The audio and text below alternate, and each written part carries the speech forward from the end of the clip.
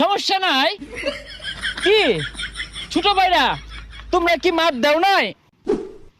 এ পাতার ফাঁক দিয়া ছান লাগতাছে, সমস্যা নাই। ও, এলাকার ছোট ভাইরা বসে আছে, যাই একটু ব্যাডমিন্টন খেলাই। বন্ধু, র্যাকেট খেলার সময় তৈরি করছি।